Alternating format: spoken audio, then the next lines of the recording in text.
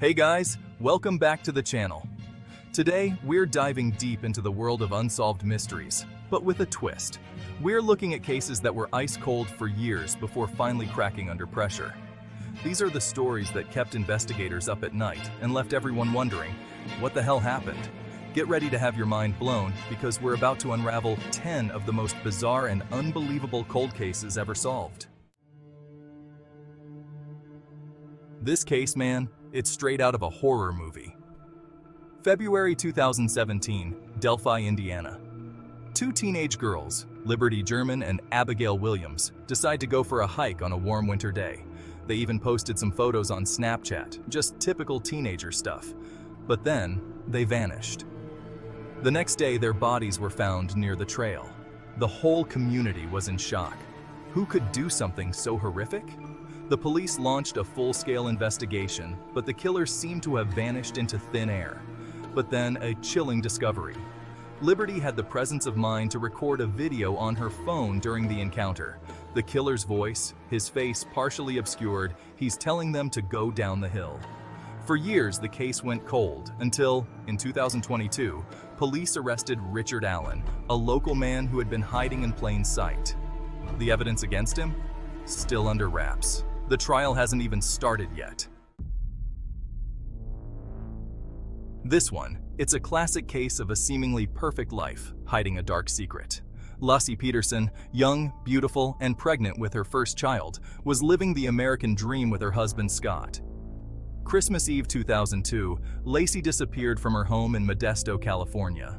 Scott reported her missing, seemed distraught, even appeared on national television pleading for her safe return. But something wasn't right. As the police dug deeper, they uncovered Scott's double life. He was having an affair and planning a future without Laci and their unborn child. Then, the gruesome discovery.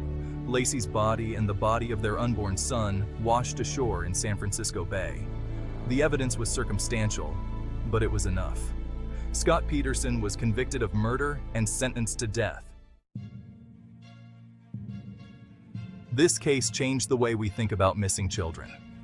Etan Patz, just 6 years old, vanished without a trace on his way to the school bus stop in New York City in 1979. His picture was plastered on milk cartons across the country. The case gripped the nation. Massive searches, countless dead ends, but no sign of Etan. Years turned into decades, and the case went cold. Then, in 2012, a break. Pedro Hernandez confessed to luring Etan into the basement of the bodega where he worked, strangling him, and disposing of the body. But here's the twist. Hernandez's confession was full of inconsistencies. He had a history of mental health issues, and some believe his confession was coerced. No physical evidence ever linked him to the crime.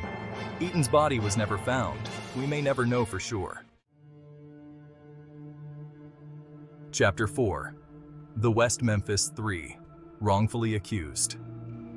A chilling reminder that the justice system doesn't always get it right. West Memphis, Arkansas, 1993. Three 8-year-old boys, Stevie Branch, Michael Moore, and Christopher Byers, are found murdered. The community demands justice. Police zero in on 3 teenagers, Damian Eccles, Jason Baldwin, and Jesse Miss Kelly Jr. They were different, making them easy targets. The trial was a media circus. Flimsy evidence and coerced confessions led to their conviction. Damian was sentenced to death. Jason and Jesse got life in prison. After 18 years, they took an Alford plea and were released. The real killer? Still out there. Chapter 5. The Murder of Karina Holmer, a Double Life. Cut short. This one, it's a mystery shrouded in secrecy and double lives. Karina Holmer, a young woman from Sweden, comes to America to work as an au pair. June 1996, Boston, Massachusetts. Karina's body is found in a dumpster. She'd been brutally murdered. The police are baffled. Who would want to hurt this young woman? As they dig into Karina's life, they uncover a web of secrets.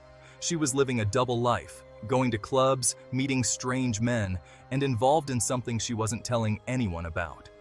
Before her death, Karina had sent cryptic messages back home to Sweden, hinting at being in trouble, but she never revealed their identities. The case remains unsolved, a chilling reminder that everyone has secrets. Chapter 6. The Murder of Sherri Rasmussen, a badge of betrayal. This case, it's about as twisted as it gets. Sherri Rasmussen, a young woman in Los Angeles, was found murdered in 1986. She had been beaten and shot multiple times. Years later, her family pushed to reopen the case. The killer? LAPD detective Stephanie Lazarus. DNA from a bite mark matched Lazarus. She was arrested, and Sherri's family got justice. This one, man, it's a heartbreaking mystery that haunted Philadelphia for decades. February 1957, a cardboard box is found discarded in the woods. Inside, the body of a young boy, malnourished, his hair crudely cut. He'd been beaten to death. The image of that little boy, his innocent face forever frozen in time, became seared into the city's consciousness. For years, the case went unsolved. Generations of detectives worked on it, but the boy in the box remained unidentified. Then, in 2022, a breakthrough. Using DNA and genetic genealogy, investigators finally identified the boy as Joseph Augustus Zarelli. The investigation revealed that Joseph's parents were still alive, and they'd never reported him missing. The investigation is ongoing, but one thing's for sure: Joseph Augustus Zarelli deserves justice. Chapter 8. The Grim Sleeper. Silence and Terror. This one, it's about a city held hostage by fear and a killer who seemed to vanish into thin air. Los Angeles, 1985. A string of murders terrorizes the city, mostly young black women. The killer, he became known as the Grim Sleeper. He'd stalk his victims, often prostitutes or drug addicts, shoot them, and dump their bodies in alleys and trash cans. Then, just as suddenly as it began, the killing stopped. For 14 years, silence. But the Grim Sleeper wasn't done. In 2002, the murders resumed. The same MO, the same terror. Then, in 2010, a break. DNA from a discarded pizza crust linked the Grim Sleeper to the murders. The suspect, Lonnie Franklin Jr., a seemingly ordinary man who'd worked as a garbage collector and a mechanic for the police department. Chapter 9. The Murder of Cathy Cesnik, a nun's unsolved case. This case, it's a tangled web of secrets, abuse, and a possible cover-up that reaches the highest levels of power. Sister Cathy Cesnik, a beloved nun and high school teacher in Baltimore, vanished without a trace in November 1969. Her disappearance shocked the community. 2 months later, her body was found. She'd been brutally murdered. The police investigated, but the case went cold.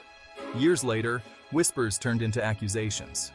Former students of Archbishop Keough High School, where Sister Cathy taught, came forward with horrific stories of sexual abuse at the hands of Father Joseph Maskell, the school chaplain. Some victims claimed that Father Maskell had driven them to see Sister Cathy's body, a twisted attempt to intimidate them into silence. Was Sister Cathy murdered to cover up the abuse scandal? Father Maskell denied the allegations until his death in 2001. The case remains unsolved, but many believe that Sister Cathy's murder was a desperate attempt to silence her and protect a powerful institution. Chapter 10. The Golden State Killer, Unmasking a Monster. This one, it's about a reign of terror that gripped California for over a decade, and the relentless pursuit that finally brought a monster to justice. The 1970s and 80s, a serial rapist and killer, dubbed the Golden State Killer, terrorized the state. He'd break into homes, tie up the men, and brutally rape the women. He escalated to murder, leaving a trail of fear and devastation in his wake. The case baffled investigators for decades. Then, in 2018, a revolutionary breakthrough. Investigators turned to a new tool, genetic genealogy. They uploaded DNA from the crime scenes to GED Match, a public genealogy website. The DNA matched distant relatives of a man named Joseph James D'Angelo. He was a former police officer, a military veteran, a seemingly normal family man. Joseph James D'Angelo, the Golden State Killer, was finally caught and pled guilty to 13 murders and numerous other crimes. Outro: the truth is out there. So there you have it, 10 cold cases with twists and turns that'll make your head spin. These cases remind us that truth can be stranger than fiction, and that sometimes justice takes its sweet time. If you dug this deep dive into the dark side of humanity, hit that like button and subscribe to the channel for more mind-blowing content.